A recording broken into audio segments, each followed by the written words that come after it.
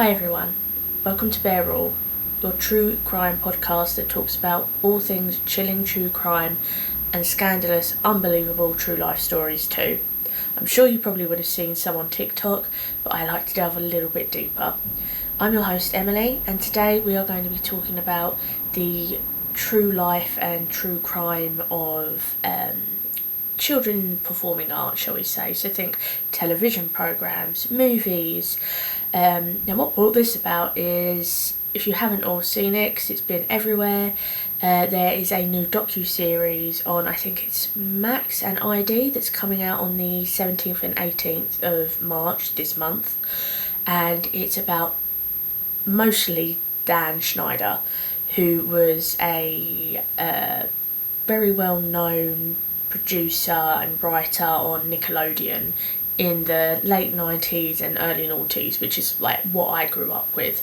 So we're thinking iCarly, Zoe 101, Victorious, Kenan and Kel, all that, The Amanda Show, all those kind of comedic shows on Nickelodeon, usually Dan Schneider had an involvement in. Now, the docuseries that they're bringing out on the 17th and 18th of this month delves into some of the allegations against him. There's always been rumours about, oh, he's got a foot fetish, oh, he's inappropriate with children, stuff like that. Now, in this, so what I think is important about talking about child actors, child performers, is, as long as there have been people in power in television and movies, they have abused that power. So today this podcast is going to be talking about, the days gone by. So I think Judy Garland and what she went through, and how that's kind of reflected in today with Dan Schneider's alleged victims. All we know about the Quiet on Set docuseries is that it's alleged that Drake Bell from Drake and Josh, Alexa Nicholas, who played Nicole in Zoe 101, as well as several other actors from all that, and I think there's some producers as well who worked with Dan Schneider, will be talking about, what they went through, what they saw, and the thing is, what we know is that when one or two people come forward, other victims feel brave enough to come forward. So anyway, let's start with the whole Judy Garland scenario. Obviously, Judy Garland was a very famous child star, known for Wizard of Oz. Everyone knows about her drug problems, which were actually stemmed from her production company with the Wizard of Oz.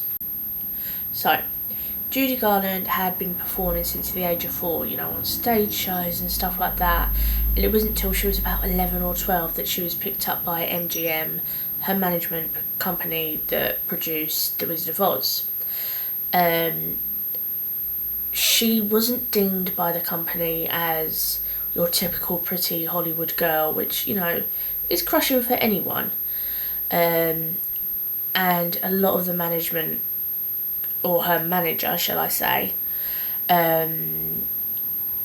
basically made her feel really bad about how she looked, constantly telling her she was overweight and stuff like that, which is where the amphetamines came in.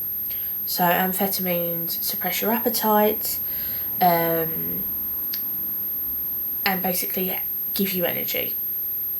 So during The Wizard of Oz, Judy Garland was basically fed amphetamines. She wasn't allowed to eat or drink anything other than water, because she was told she was too fat. And then the amphetamines caused a problem where she couldn't sleep at night, so they then gave her barbiturates to help her sleep. Bearing in mind, this is a teenage girl with absolutely no health problems whatsoever. She's not overweight, she's not morbidly obese. She's just in front of the camera all the time, and to them you needed to look a certain way. So she was force fed drugs. The amphetamine suppressed her appetite so she wouldn't feel hungry, and the barbiturates would help her to sleep. And this cocktail of drugs would eventually lead to Judy Garland, becoming an alcoholic, and then eventually overdosing. I think she was 42 when she overdosed. And that all stemmed from the production company force feeding her these drugs to look a certain way. Obviously, it's come a long way. The production companies have come a long way in protecting their actors and their child performers now, but obviously there still isn't enough being done to protect these child performers. Otherwise, you would not be having these docuseries coming out about current producers and people high up in, the production industry abusing their power. So the problem is as well, Louis Meyer, I don't know how you pronounce it, which was her manager at MGM. He would threaten her with immediate dismissal if she deviated at all from the diet plan, aka take the pills, don't eat anything, diet plan. So you've got the threat of that power being used against you. You're going to lose your job, you're going to lose your income. And obviously we know some parents use their children, the child performers, to be their only form of income, which seemed to be the case for Judy Garland, which is really sad to have that pressure from your parents, knowing that you are the person that's bringing your family money. It's I can't imagine that kind of pressure you must feel, and then to take that kind of abuse. I mean, that wasn't the only abuse she dealt with, especially on the set of Wizard of Oz. I think it was Judy Garland's third husband came forward and basically said that she was repeatedly abused by the actors that played the Munchkins on the Wizard of Oz set. They would stick their hands up her skirt and all sorts, and they would get away with it because of their disability. Bearing in mind, these are like 40, 50-year-old men sticking their hands up the skirt of a, at that point, 12, 13-year-old. Bear in mind, Judy Garland was threatened with immediate dismissal if she went against any of the producers. One executive basically asked Judy to go to his office. Now, I don't know when this is, I don't know where this comes from, like the source, but this source states that she was asked to go to his office and he demanded intercourse from her, sexual favours. She refused. I don't know what came out of that situation, but what I do know is, for someone who has been threatened with losing their job for going against executives and stuff like that, you can't really imagine what's going through the mind of a literal child when a full-grown man is telling you to do sexual favours for him. Otherwise, you're going to lose your job. Again, I don't know how true this is, but considering the kind of abuse she faced in front of people, they knew about the drugs that she was being force-fed. They knew and saw on set that these 40, 50-year-old men were sticking their hands up her skirt and assaulting her in that way. It's not like it's too far to stretch that it's true. Why would someone lie about that? They wouldn't. They have no need to. Judy Garland faced a lot of abuse. Her parents let the management company get away with it. They didn't do anything about it. Again, Judy was a source of income for them. And I think that how that resonates nowadays is a lot of young actors and performers, their parents will speak up. We'll get onto that a bit later, but there's an example I'll talk about with Alexa Nicholas that played Nicole in Zoe 101, about the whole Dan Schneider situation. At the end of the day, it was this abuse from MGM with, the drugs, suppressing her appetite, the abuse that she went through that forced her into alcoholism, it's a slippery slope, and you can't help but think if she wasn't force-fed these drugs, the likelihood is she'd probably still be alive, because she was still taking these drugs as an adult. It affected her greatly how she thought of herself, so she wanted to stay skinny, she wanted to stay pretty, she'd continue to take the drugs, and it was this cocktail of drugs and alcohol that eventually killed her in an accidental overdose in 1969. A lot has changed since The Wizard of Oz was made, obviously, but, they still had a certain amount of child performers' rights, and stuff like that. And nowadays, there's a lot more in place to help with that, but clearly, like I said, if you give someone power, they will abuse it. And that's where we move into the story with Dan Schneider and Nickelodeon. So like I said earlier, Dan Schneider was a writer, producer. I don't know if he was an executive, but he definitely wrote and produced with Nickelodeon from, I think, the mid to late 90s. That's my cat. That's fine, just ignore her. So the mid to late 90s, and then I think he was dismissed in either 2018 or 2022. Yeah, it was 2018. He was dismissed on the fact of all these allegations coming forward, which had been, spoken about for a very long time. He produced kind of goofy, funny shows. The Amanda Show was really goofy, funny sketch show that had Drake Bell, Josh Peck, Amanda Bynes, all those kind of actors and performers.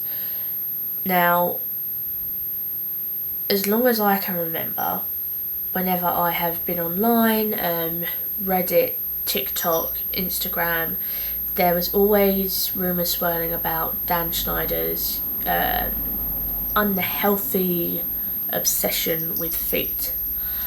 And that does resonate in the shows. Now, he has never actively denied that he has a foot fetish.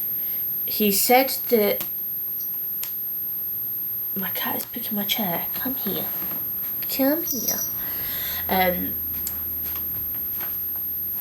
He said that these rumours were absurd, but he never denied it.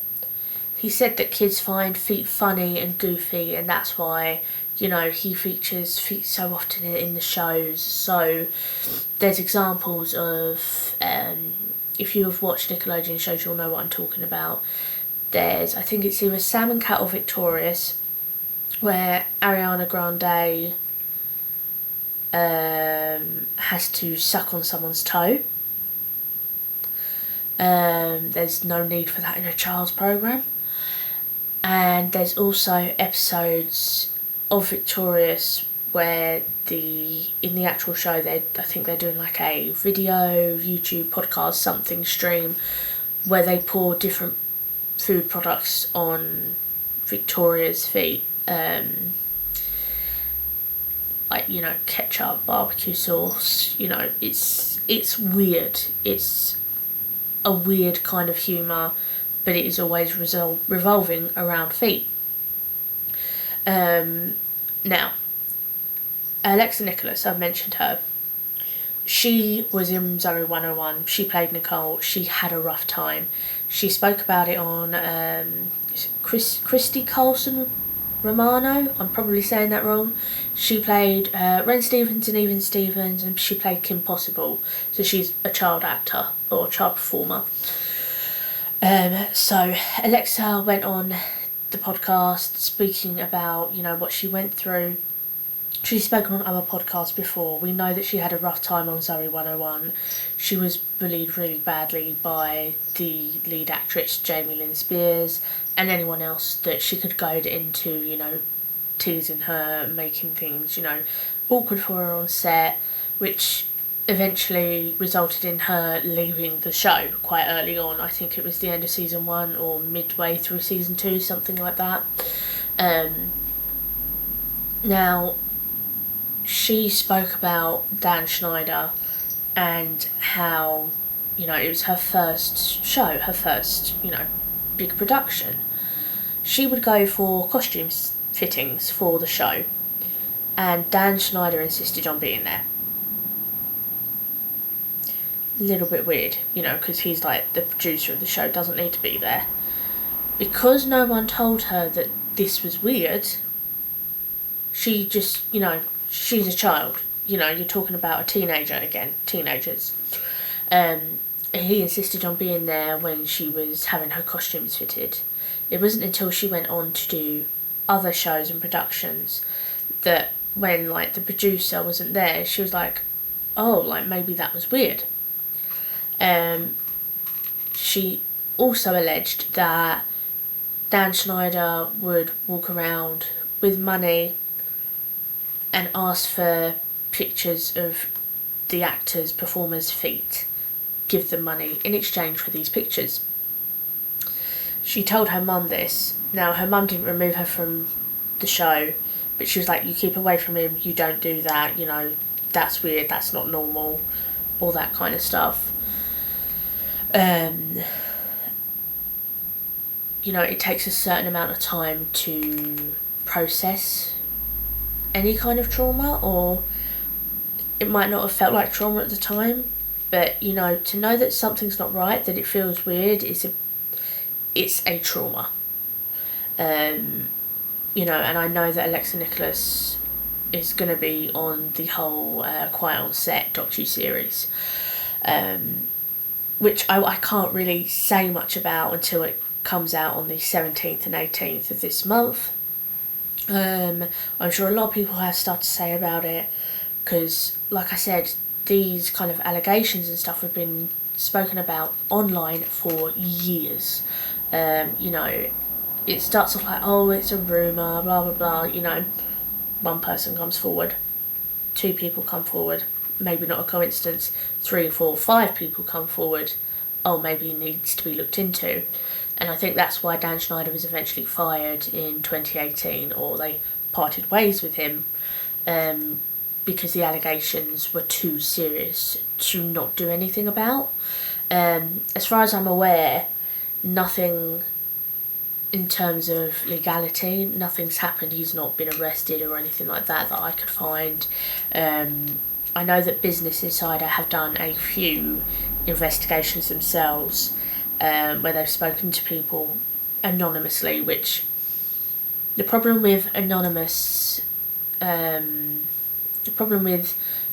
interviews and stuff like that is it makes you wonder about the credibility, because they could make something up and say that our anonymous source, you know what I mean. I'm not saying that it's not true, but it's hard for it to seem credible sometimes with what's being said. So what they actually found in, I think they did 2 or 3 separate investigations, because once they started one investigation, it started snowballing. And they found that Dan Schneider had a big issue with women working on the shows that he worked on. So these investigations that Business Insider did found out about these gender discriminations. You know, he refused to work on a show if certain writers, which were always women, were removed from production, that kind of thing. I have a theory on this. So I find that women are usually a little bit more empathic, and, you know, are easy to pick up on when things aren't quite right.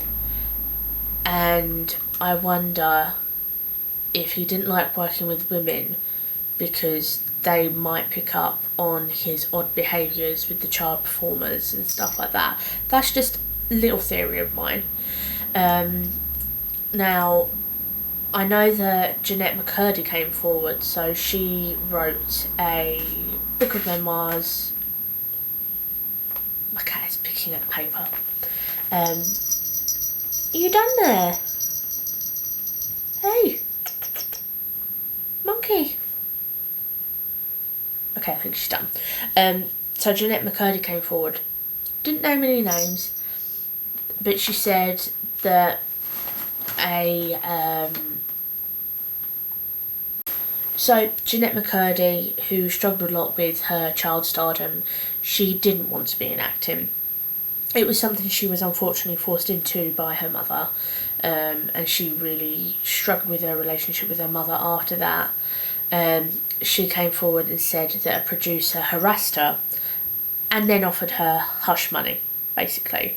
She didn't name a producer, but we know that she worked on Sam and Cat, iCarly, so the shows that Dan Schneider worked on.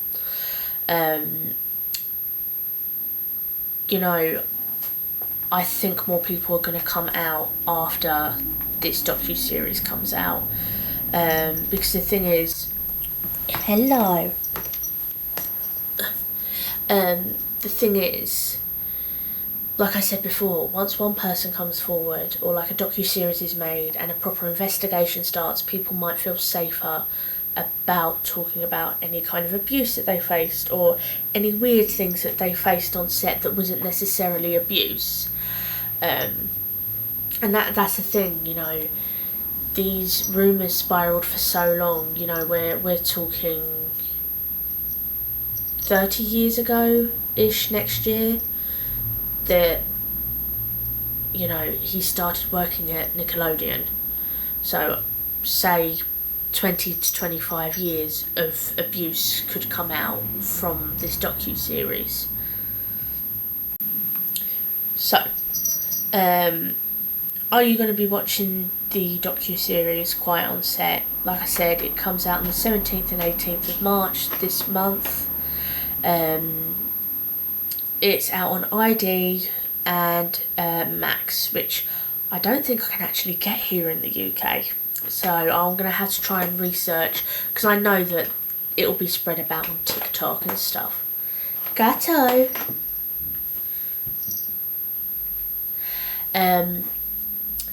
So I'm going to do the research I can on that, but it's what I'm hoping comes out of this docuseries is something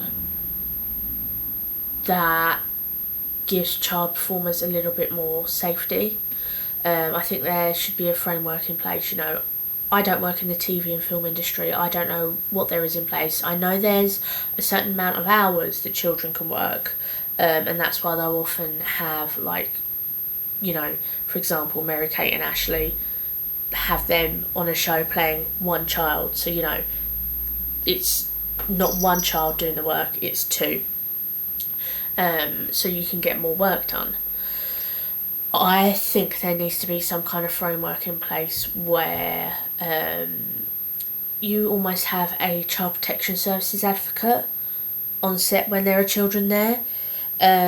You know, producers should have extreme, you know, almost police level background checks, not just your basic background checks, a proper in-depth one.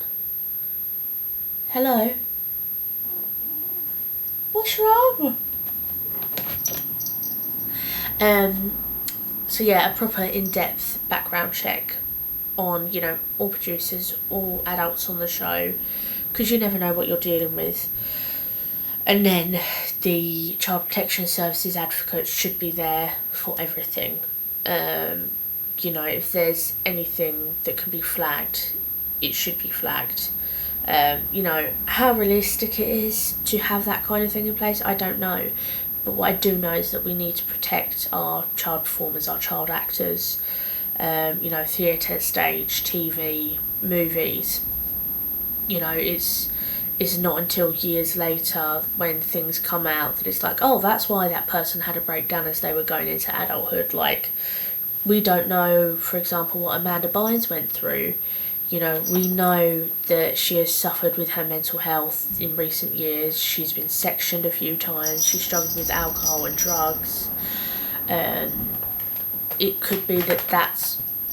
get off the curtain. I said off the curtain, not fall off. It could be that the drug and alcohol abuse and the reason she was sectioned stems from working with Nickelodeon. You never know. But with that, that's the end of the podcast. Will you be watching the... Apparently it's not the end of the podcast because I can't do my ending because the cat's here. So, will you be watching the Quiet on Set expose, or if you're in England like me, will you just be keeping an eye out online when things get spread about? I think the poop may hit the fan when this docuseries comes out, because they've got at least 10 witnesses, victims coming forward about this whole situation. You know, I don't know if the series is fully about Dan Schneider, but that's how it comes across. So it could just be, you know, the people that works on those productions at that time in the 90s and noughties. But yeah, it'd be interesting to know what you guys think of it. I may even do an update video when I have more information about the series when it comes out. But anyway, that concludes our podcast. Okay, so I realised that after filming and editing, there was a lot I missed out. So it isn't just about Dan Schneider.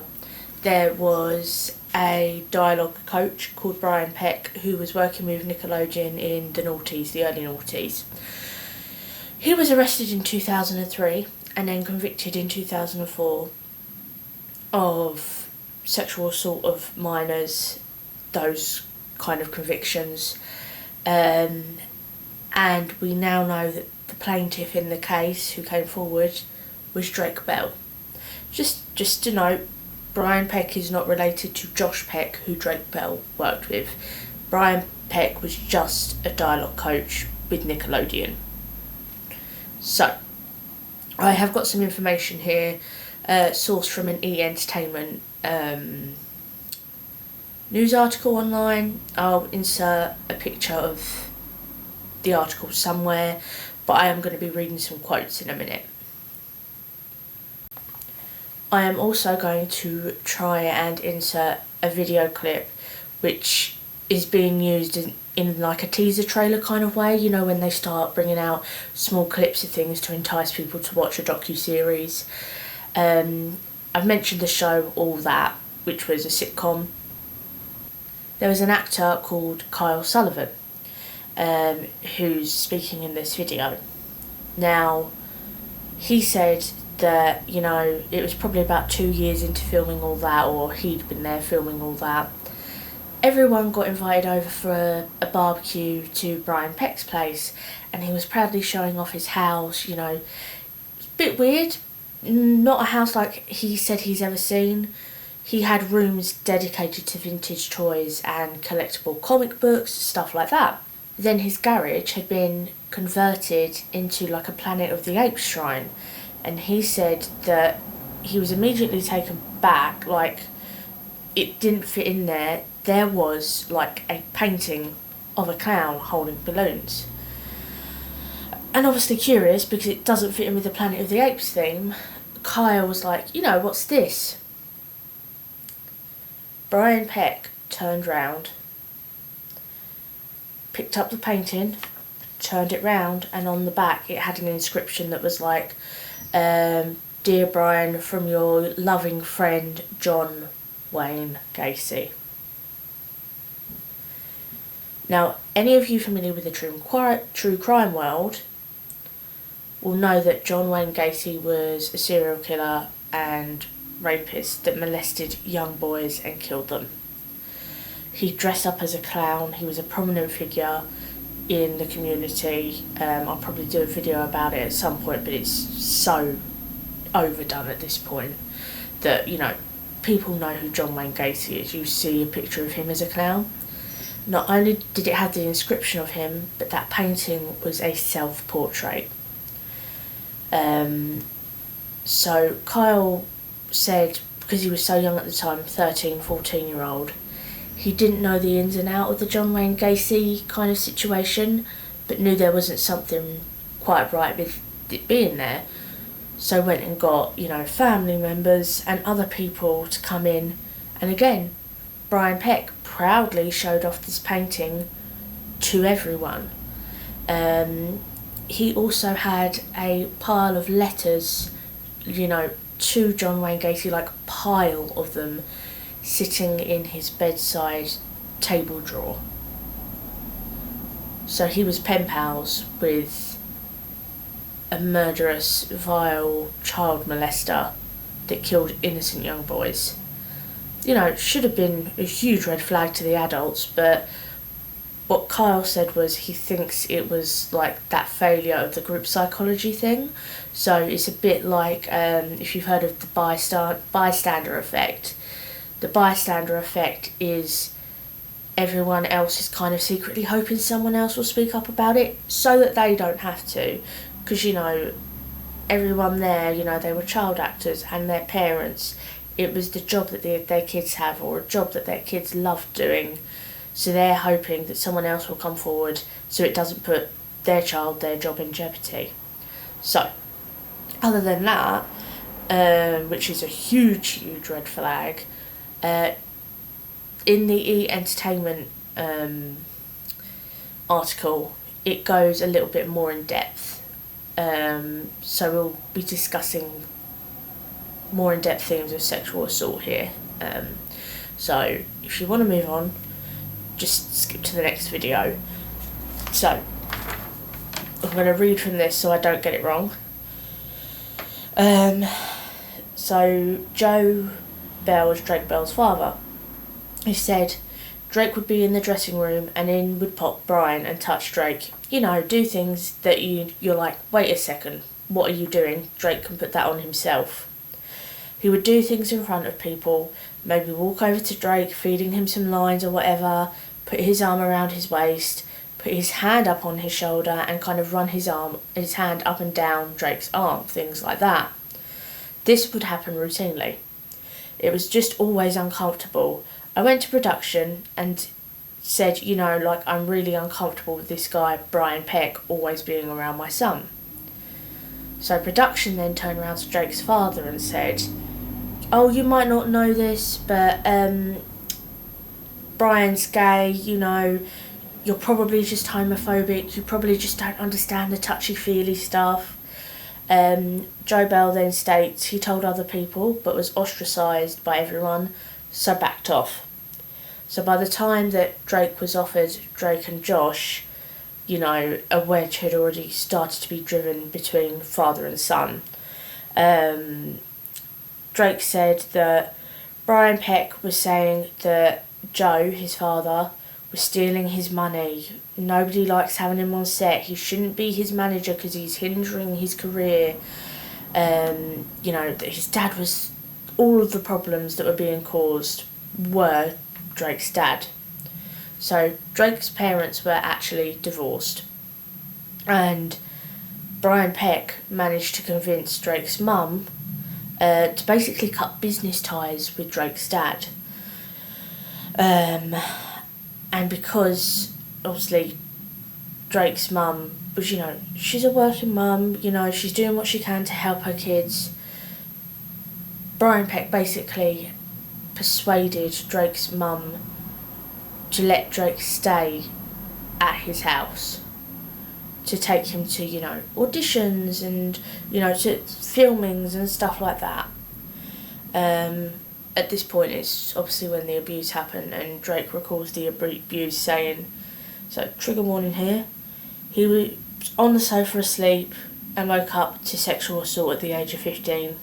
He didn't know how to react or what to do. He had no car and at 15 couldn't drive.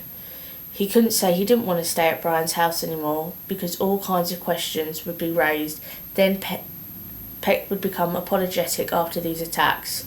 It wasn't until Drake got a girlfriend that his girlfriend's mother picked up on, something's not right here. So she took him to the family psychologist, so the girlfriend's family psychologist, before Brian Peck was finally arrested in 2003 and convicted in 2004, where he pleaded no contest, and he was also ordered to register as a sex offender.